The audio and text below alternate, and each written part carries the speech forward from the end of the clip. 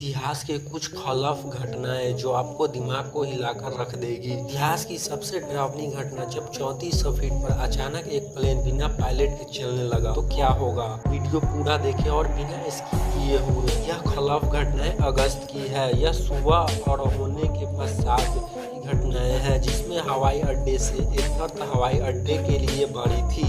इस उड़ान के यात्रा कर रहे विमान के पायलट अनुभवी हैंस जुर्गन मार्ट्स थे और उनके सह पायलट पेपस चालबंस थे। वह भी अनुभव पायलट भी थे। जैसे ही विमान 1200 फीट की ऊंचाई पर पहुंचा, यह किसी तरह से अलार्म देना शुरू कर देता है। कुछ जांच करने पर पता चलता है कि यह टेक ऑफ कॉन्फिगरेशन अलार्म था। दोनों पायलट चौंक गए, क्योंकि यह अलार्म तब बजता है जब विमान जमीन पर होता है और यह विमान जमीन पर नहीं था और उड़ान नहीं भरता था। इसीलिए इस पर दोनों पायलट का असमंजस में थे कि उन्हें एक ट्रैकिंग कंट्रोल के संपर्क किया है। जब वे संपर्क कर रहे थे और एसीटी से बात कर रहे होते हैं तो अचानक उनके कॉकपिट के सारे अलार्म एक एक करके बजने लगता है। बिना कुछ किए हुए अपने आप अलार्म बजने लगता है, जो कि यह किसी ने कुछ किया नहीं था, फिर भी अलार्म अपने आप बजने लगा था। अचानक उसका मास्टर चेतावनी बटन भी बजाना शुरू हो जाता है, जिसका मतलब कि विमान की सारी प्रणाली गर्म हो गई है। नहीं सोच पा रहे थे कि उन्हें अब क्या करना चाहिए। दूसरी तरफ इससे विमान का हंडकंप मच गया और फ्लाइट अटेंडेंट ने स्थिति को शांत करने की कोशिश की, लेकिन वह नहीं हुई। उनके ऑक्सीजन मास्क नीचे गिर गए, क्योंकि सभी भारी सांस ले रहे थे या ठीक से सांस नहीं ले पा रहे थे। ये भी हो सकता था। अब विमान 3400 फीट की ऊंचाई पर था और पायलट लगातार एसीटीसी से संपर्क करने की कोशिश कर रहे थे। जल्द ही वहां संपर्क टूट गया और विमान अधिक से अधिक ऊंचाई प्राप्त कर रहा था। जिस तरह से एथर्थ पहुंचने में लगभग 1.5 घंटे यानी 1.5 घंटे करीब तकरीबन लग गए थे।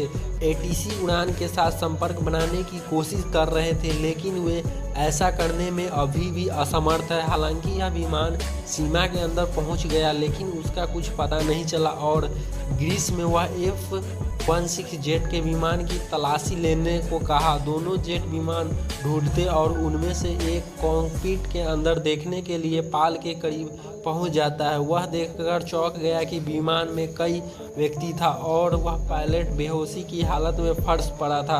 आगे की जांच करने पर पायलट हैरान हो गए कि ये सब क्या हो रहा है।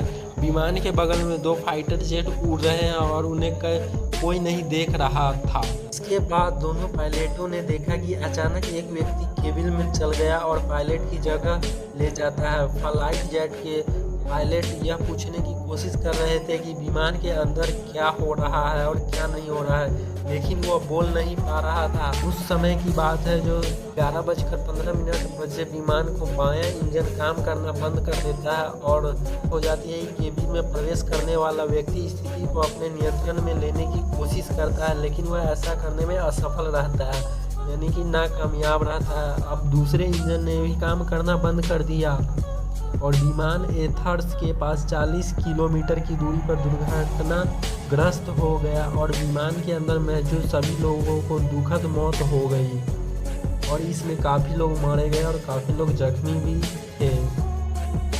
यह खबर जंगल की आग की तरफ फैल गई कि सभी ने अपना बचाव कार्य शुरू कर दिया और सभी वे शवों को ढूंढ कर लाया गया और वह प्रश्न किया कि परिमाण के डॉक्टरों को यह जानकार हैरान कर देगी कि अंदर सभी लोग दुर्घटना से पहले मर चुके थे। फिर ऐसा क्यों? अब बड़ा सवाल यह है कि हादसे से पहले सभी की मौत हो गई थी। 2 घंटे तक विमान में कौन नियंत्रण कर रहा था? हालांकि यह पता चला बाद में कि यह तब हुआ जब एक अन्वेषक को एक बटन दिखा जो विमान के अंदर हवा के दबाव को नियंत्रित करने के लिए प्रयोग किया जाता है। हालांकि इस बटन को ऑटोमेटिक मोड पर रखा गया था, लेकिन जब कुछ एडजस्ट के लिए तो उन्हें इसकी देखभाल करने की ज़रूरत होती है। रीसेट कर देने के बाद भी यह पायलट को सौंप दिया गया था। ये जांचना भी भूल गए थे कि ब्रेसर बटन मैनुअल मोड पर है या फिर नहीं है, जिससे विमान की ऑक्सीजन की आपूर्ति कम हो जाती है। जब अलार्म बजता है तो पायलट कारण की जांच करता है, लेकिन उन्हें प्रेशर बटन नहीं देखा इसलिए ये खौफनाक घटनाएं घट गई थी। विमान के उड़ने से पहले सब कुछ की चेक की जाती है, जैसे कि टैंक, ऑक्सीजन, ये सब वो चेक करके इसके बाद ही इसे आगे की कार्रवाई की जाती है। फिर कॉकपिट में ऑक्सीजन का स्तर नीचे चला जाता है और दोनों पायलट बेहोश होने लगते हैं। ऑक्सीजन मास्क सिर्फ 12 मिनट के लिए ही देता है ऑक्सीजन, और प्लेन में ऑटो पायलट मोड पर एथेट पहुंच गया। फ्लाइट अटेंड एक्सट्राइड प्रोमोट को छोड़कर विमान की सभी की मौत हो गई। आप सोच रहे होंगे कि वह जिंदा कैसे है, और सब मर गए। बताया कि क्रूज के एक स्कूबा ड्राइवर भी था, वह अपनी सांसों को नियंत्रित करने में माहिर है, लेकिन यह एक लंबा समय था। जो जल्द ही वह अपने बेहोश होने लगा, लेकिन उसने विमान को रोकने के लिए सब कुछ करने की कोशिश की। आरोप एयरपोर्ट के सर्विस स्टाफ पर लगाया गया। इसीलिए विमान पर जाने से पहले कृपया अपनी सेफ्टी कर लें।